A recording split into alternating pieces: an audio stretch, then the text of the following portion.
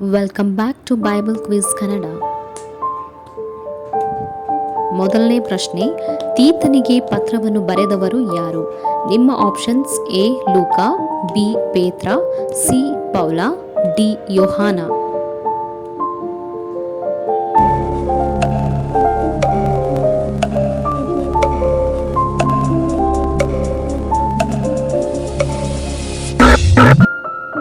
ಇದಕ್ಕೆ ಸರಿಯಾದ ಉತ್ತರ ಆಪ್ಷನ್ ಸಿ. ಸಭಿಕರು ಅಪೋಸ್ತಲರನ್ನು ಕೊಲ್ಲಿಸಬೇಕೆಂದು ಯೋಚಿಸಿದಾಗ ಅದನ್ನು ತಡೆದವರು ಯಾರು? ನಿಮ್ಮ ಆಪ್ಷನ್ಸ್: ಎ ಪೇತ್ರ, ಬಿ ತದ್ದಾಯ, ಸಿ ಗಮಲಿಯೇಲ, ಡಿ ತಿಮೋತಿ.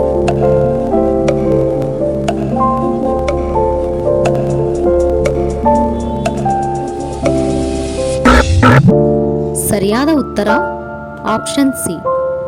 ಪ್ರಶ್ನೆ, ಪೇತ್ರನು ಮಾತುಗಳನ್ನು ಮುಗಿಸಿದಾಗ ಅನನೀಯನಿಗೆ ಏನಾಯಿತು? ನಿಮ್ಮ ಆಪ್ಷನ್ಸ್: ಎ ಆತನು ಓಡಿ ಹೋದನು, ಬಿ ಅವನಿಗೆ ಕಲ್ಲೆಸೆದರು, ಸಿ ಆತನು ಸತ್ತು ಬಿದ್ದನು, ಡಿ ಆತನು ಸೆರೆಯಾದನು.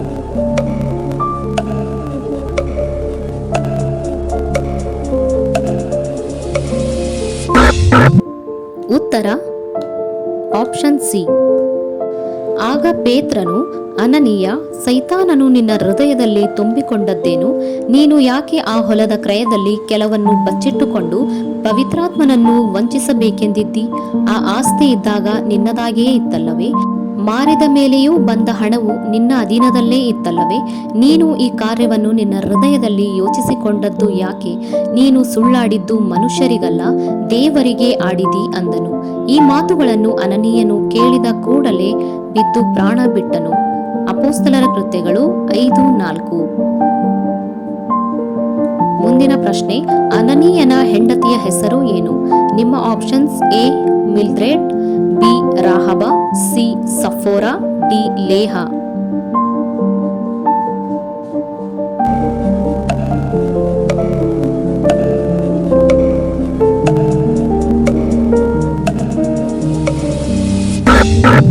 ಇದಕ್ಕೆ ಸರಿಯಾದ ಉತ್ತರ ಆಪ್ಷನ್ ಸಿ. ಆದರೆ ಅನನೀಯನೆಂಬ ಒಬ್ಬ ಮನುಷ್ಯನು ಸಫೈರಳೆಂಬ ತನ್ನ ಹೆಂಡತಿಯ ಸಮೇತ ಒಂದು ಭೂಮಿಯನ್ನು ಮಾರಿ ಹೆಂಡತಿಯ ಸಮ್ಮತಿಯಿಂದ ಅದರ ಕ್ರಯದಲ್ಲಿ ಒಂದು ಭಾಗವನ್ನು ಬಚ್ಚಿಟ್ಟುಕೊಂಡು ಒಂದು ಭಾಗವನ್ನು ತಂದು ಅಪೊಸ್ತಲರ ಪಾದಗಳ ಬಳಿಯಲ್ಲಿ ಇಟ್ಟನು. ಅಪೊಸ್ತಲರ ಕೃತ್ಯಗಳು 5:1. ಪ್ರಶ್ನೆ, ಹಿರೀಸಭೆಯವರು ಅಪೊಸ್ತಲರನ್ನು ಬಿಡುವುದಕ್ಕಿಂತ ಮುಂಚೆ ಅವರನ್ನು ಹೊಡೆಯಿಸಿ ಈ ವಿಷಯದ ಕುರಿತು ಮಾತಾಡಬಾರದೆಂದು ತಿಳಿಸಿದರು. ನಿಮ್ಮ ಆಪ್ಷನ್ಸ್: ಎ ದೇವದೂಷಣೆ, ಬಿ ಸಾರ್ವಜನಿಕವಾಗಿ, ಸಿ ದೇವಾಲಯದಲ್ಲಿ, ಡಿ ಯೇಸುವಿನ ನಾಮದಲ್ಲಿ.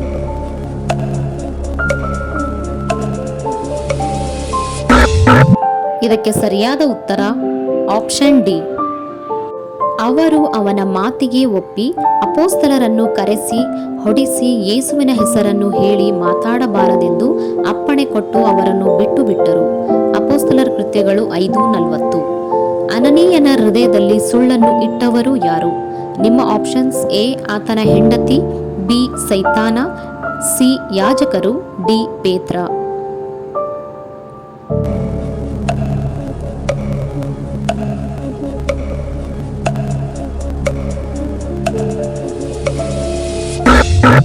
ಇದಕ್ಕೆ ಸರಿಯಾದ ಉತ್ತರ ಆಪ್ಷನ್ ಬಿ.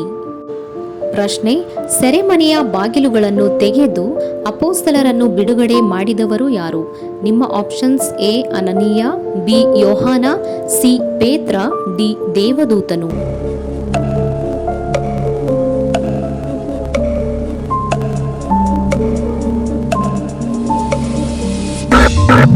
ಸರಿಯಾದ ಉತ್ತರ ಆಪ್ಷನ್ ಡಿ. ಆದರೆ ಕರ್ತನ ದೂತನು ರಾತ್ರಿಯಲ್ಲಿ ಸೆರೆಮನೆಯ ಬಾಗಿಲುಗಳನ್ನು ತೆರೆದು ಅವರನ್ನು ಹೊರಕ್ಕೆ ಕರೆದುಕೊಂಡು ಬಂದು, ನೀವು ಹೋಗಿ ದೇವಾಲಯದಲ್ಲಿ ನಿಂತುಕೊಂಡು ಈ ಸಜೀವ ವಿಷಯವಾದ ಮಾತುಗಳನ್ನೆಲ್ಲ ಜನರಿಗೆ ಹೇಳಿರಿ ಅಂದನು.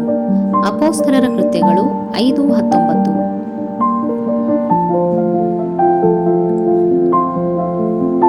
ಪ್ರಶ್ನೆ, ಇವರು ಪ್ರಾಯದ ಸ್ತ್ರೀಯರಿಗೆ ಬೋಧಿಸಬೇಕು.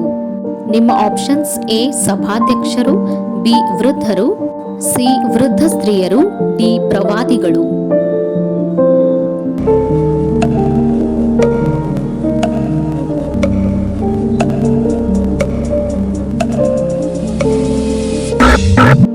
ಇದಕ್ಕೆ ಉತ್ತರ ಆಪ್ಷನ್ ಸಿ. ಹಾಗೆಯೇ ವೃದ್ಧ ಸ್ತ್ರೀಯರು ಚಾಡಿ ಹೇಳುವವರು, ಮದ್ಯಕ್ಕೆ ಗುಲಾಮರು ಆಗಿರದೆ ದೇವಭಕ್ತಿಯರಿಗೆ ಯೋಗ್ಯವಾದ ನಡತೆಯುಳ್ಳವರು, ಸದ್ಬೋಧನೆಗೆ ಹೇಳುವವರು ಆಗಿರಬೇಕೆಂದು ಬೋಧಿಸು. ಇದಲ್ಲದೆ ಅವರು ಪ್ರಾಯದ ಸ್ತ್ರೀಯರಿಗೆ ನಿಮ್ಮ ಮೂಲಕ ದೇವರ ವಾಕ್ಯಕ್ಕೆ ದೂಷಣೆಯಾಗದಂತೆ ನೀವು ಗಂಡಂದಿರನ್ನು ಮಕ್ಕಳನ್ನು ಪ್ರೀತಿಸುವವರು, ದಮೆಯುಳ್ಳವರು, ಪತಿವ್ರತೆಯರು, ಮನೆಯಲ್ಲೇ ಕೆಲಸ ಮಾಡುವವರು, ಸುಶೀಲೆಯರು, ನಿಮ್ಮ ಗಂಡಂದಿರಿಗೆ ಅಧೀನರು ಆಗಿರಬೇಕೆಂದು ಬುದ್ಧಿ ಕಲಿಸುವ ಹಾಗೆ ಬೋಧಿಸು. ತೀತನಿಗೆ 2:3. ಪ್ರಶ್ನೆ: ನಾವು ಇವರ ಪ್ರಭಾವದ ಪ್ರತ್ಯಕ್ಷತೆಯನ್ನು ಎದುರು ನೋಡುತ್ತಾ ಇದ್ದೇವೆ. ನಿಮ್ಮ ಆಪ್ಷನ್ಸ್: ಎ. ದೂತರ, ಬಿ. ಸುಳ್ಳು ಪ್ರವಾದಿಗಳ, ಸಿ. ಯೇಸು ಕ್ರಿಸ್ತನ, ಡಿ. ಪೂರ್ವದಲ್ಲಿ ಮಹಾನಕ್ಷತ್ರ.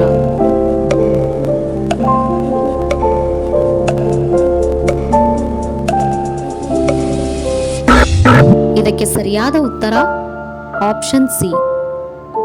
ನಾವು ಭಕ್ತಿಹೀನತೆಯನ್ನು, ಲೋಕದ ಆಸೆಗಳನ್ನು ವಿಸರ್ಜಿಸಿ ಭಾಗ್ಯಕರವಾದ ನಿರೀಕ್ಷೆಯನ್ನು, ಅಂದರೆ ಮಹಾದೇವರ ಮತ್ತು ನಮ್ಮ ರಕ್ಷಕನಾದ ಯೇಸು ಕ್ರಿಸ್ತನ ಪ್ರಭಾವದ ಪ್ರತ್ಯಕ್ಷತೆಯನ್ನು ಎದುರು ನೋಡುತ್ತಾ ಇಹಲೋಕದಲ್ಲಿ ಸ್ವಸ್ಥ ಚಿತ್ತರಾಗಿಯೂ ನೀತಿವಂತರಾಗಿಯೂ ಭಕ್ತಿಯುಳ್ಳವರಾಗಿಯೂ ಬದುಕಬೇಕೆಂದು ಅದು ನಮಗೆ ಬೋಧಿಸುತ್ತದೆ. ತೀತನಿಗೆ 2:12-13. ಪ್ರಶ್ನೆ: ಸಭೆಯಲ್ಲಿ ಭೇದ ಹುಟ್ಟಿಸುವ ಮನುಷ್ಯನನ್ನು 2 ಸಾರಿ ಬುದ್ಧಿ ಹೇಳಿ. ನಿಮ್ಮ ಆಪ್ಷನ್ಸ್: ಎ. ಬಿಟ್ಟು ಬಿಡು, ಬಿ. ಅಂಗೀಕರಿಸು, ಸಿ. ಅವನಿಗಾಗಿ ಪ್ರಾರ್ಥಿಸು, ಡಿ. ಅವನನ್ನು ಗೌರವಿಸು.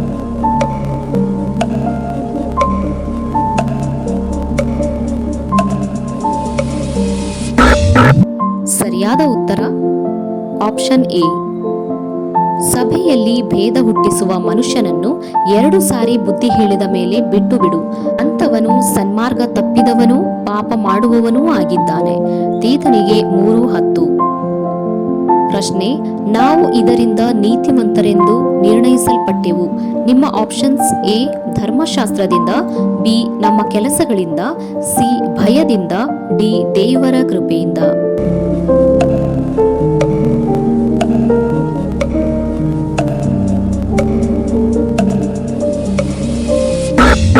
ಇದಕ್ಕೆ ಸರಿಯಾದ ಉತ್ತರ ಆಪ್ಷನ್ ಡಿ. ನಾವು ನಮ್ಮ ರಕ್ಷಕನಾದ ಯೇಸು ಕ್ರಿಸ್ತನ ಕೃಪೆಯಿಂದ ನೀತಿವಂತರೆಂದು ನಿರ್ಣಯಿಸಲ್ಪಟ್ಟು ನಿತ್ಯ ಜೀವದ ನಿರೀಕ್ಷೆಯನ್ನು ಪಡೆದು ಅದಕ್ಕೆ ಬಾಧ್ಯರಾಗುವಂತೆ ದೇವರು ಆತನ ಮೂಲಕ ಪವಿತ್ರಾತ್ಮನನ್ನು ನಮ್ಮ ಮೇಲೆ ಸಮೃದ್ಧಿಯಾಗಿ ಸುರಿಸಿದನು. ಇದು ನಂಬತಕ್ಕ ಮಾತಾಗಿದೆ. ತೀತನಿಗೆ 3:6. ದೇವರಲ್ಲಿ ನಂಬಿಕೆ ಇಟ್ಟಿರುವವರು ಇದನ್ನು ಮಾಡುವುದರಲ್ಲಿ ಜಾಗರೂಕರಾಗಿರಬೇಕು. ನಿಮ್ಮ ಆಪ್ಷನ್ಸ್: ಎ. ಶರೀರಗಳನ್ನು, ಬಿ. ಸತ್ಕ್ರಿಯೆಗಳನ್ನು, ಸಿ. ತಮಾಷೆ, ಡಿ. ಸಮಯ.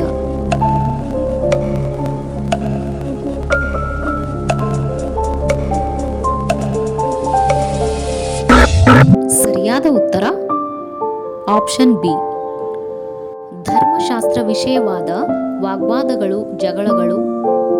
ನಿಮ್ಮ ಆಪ್ಷನ್ಸ್: ಎ. ಕ್ಷಮಿಸಲಾರದವು, ಬಿ. ನಿಷ್ಪ್ರಯೋಜನ, ಸಿ. ಪ್ರಯೋಜನಕಾರಿ, ಡಿ. ಒಪ್ಪಿಕೊಳ್ಳಬಹುದು.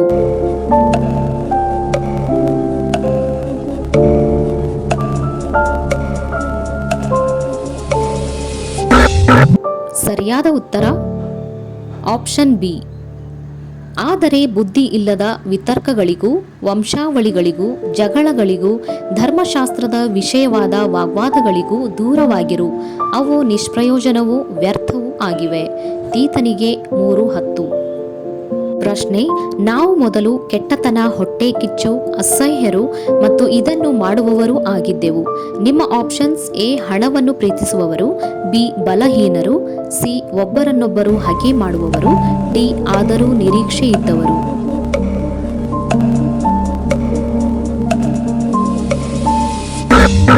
ಸರಿಯಾದ ಉತ್ತರ ಆಪ್ಷನ್ ಸಿ. ನಾವು ಸಹ ಮೊದಲು ಅವಿವೇಕಿಗಳು, ಅವಿಧೇಯರು, ಮೋಸ ಹೋದವರು, ನಾನಾ ವಿಧವಾದ ದುರಾಸೆಗಳಿಗೆ ಮತ್ತು ಭೋಗಗಳಿಗೆ ಅಧೀನರು, ಕೆಟ್ಟತನ, ಹೊಟ್ಟೆ ಕಿಚ್ಚುಗಳಲ್ಲಿ ಕಾಲ ಕಳೆಯುವವರು, ಅಸಹ್ಯರು, ಒಬ್ಬರನ್ನೊಬ್ಬರು ಹಗೆ ಮಾಡುವವರು ಆಗಿದ್ದೆವು. ತೀತನಿಗೆ 3:3. ಪ್ರಶ್ನೆ: ಯಾಯೇಲಳು ಸೀಸೇರನನ್ನು ಹೇಗೆ ಹೇಗೆ ಕೊಂದಳು? ನಿಮ್ಮ ಆಪ್ಷನ್ಸ್: ಎ. ನಿದ್ರಿಸುತ್ತಿದ್ದಾಗ ಹೊಡೆದಳು, ಬಿ. ಹಗ್ಗದಿಂದ, ಸಿ. ಕಣತಲೆಯಲ್ಲಿ ಗೂಟದಿಂದ ಹೊಡೆದಳು, ಡಿ. ಚಾಕುವಿನಿಂದ.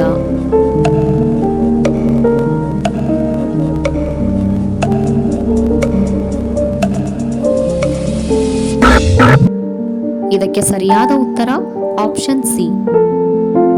ಹೇಬೇರನ ಹೆಂಡತಿಯಾದ ಯಾಯೇಲಳು ಕೈಯಲ್ಲಿ ಗುಡಾರದ ಗೂಟವನ್ನು ಒಂದು ಕೊಡತಿಯನ್ನು ತೆಗೆದುಕೊಂಡು ಅವನು ಆಯಾಸದಿಂದ ಗಾಢ ನಿದ್ರೆಯಲ್ಲಿದ್ದಾಗ ಮೆಲ್ಲಗೆ ಹತ್ತಿರ ಹೋಗಿ ಅವನ ಕಣತಲೆಯಲ್ಲಿ ಆ ಗೂಟವನ್ನು ಹೊಡೆದು ನೆಲಕ್ಕೆ ನಾಟಿಸಿದಳು.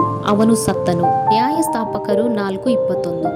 ಈ ವಿಡಿಯೋ ನೋಡಿದ್ದಕ್ಕಾಗಿ ಧನ್ಯವಾದಗಳು. ಇಂತಹ ಹೆಚ್ಚಿನ ವಿಡಿಯೋಸ್ಗಳಿಗಾಗಿ ನಮ್ಮ ಚಾನಲನ್ನು ಲೈಕ್ ಮಾಡಿ, ಶೇರ್ ಮಾಡಿ ಹಾಗೂ ತಪ್ಪದೇ ಸಬ್ಸ್ಕ್ರೈಬ್ ಮಾಡಿ.